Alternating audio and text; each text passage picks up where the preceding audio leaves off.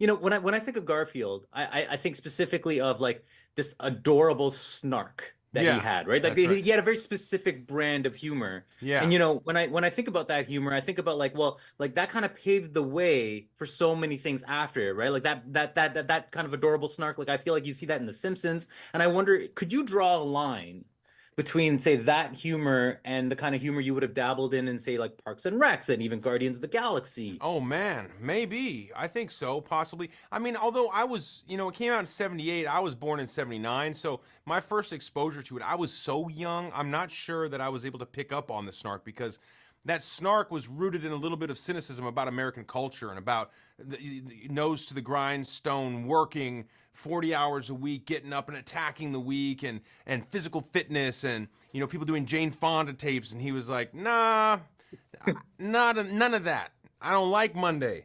I don't Yeah, want yeah, to yeah. work.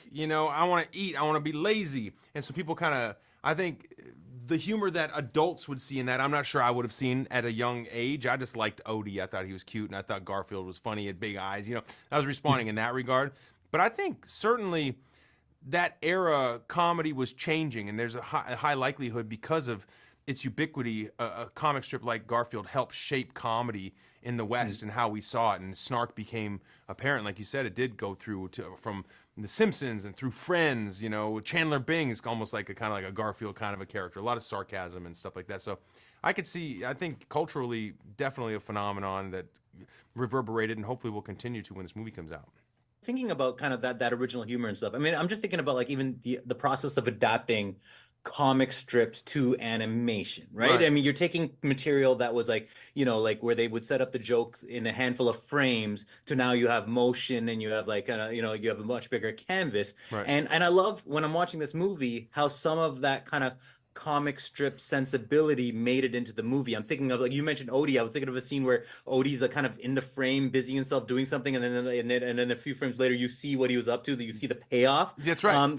Yeah, like I mean, you talk to me about that, about like kind of bringing that comic strip, like the 3 to 8 frame sensibility to 24 frames per second. You're just right. You're just right. I mean, it was like there are a handful of jokes that really pay homage to the comic strip, and that's a great example. And there probably are one or two more. And anytime you adapt something, ultimately, if you're a big studio and you're trying to make a movie and you want to have a bunch of reach, you adapt something that has a lot of reach, but it doesn't automatically make it a good movie. I mean, the Lego movie's a great case study, right? Like, what's that movie supposed to be about?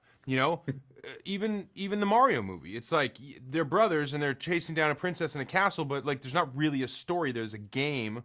So ultimately, it comes down to storytellers crafting a narrative and focusing on which relationships are going to be the most meaningful relationships in these characters' lives. And so, with Garfield, it's his relationship with Vic, this scruffy street cat, his biological father, who he unexpectedly meets. Like, what is that? What does that make Garfield feel? Like, those are the types of things, the emotionally resonant storylines you need in order to sustain a 90-minute film. But I'm glad that they did pay homage to the original, just like Mario had great music that was reminiscent of the score of the video games. This has, like you said, the 3 frame in a 24 frame world, but that's like the payoff. What's Odie's scrambling, doing some stuff, and then you see the payoff of what Odie's been doing. That brings you back to when you saw the comic, and there's a handful of jokes and gags in there that make you feel like you're reading the comic strip as you're watching the movie.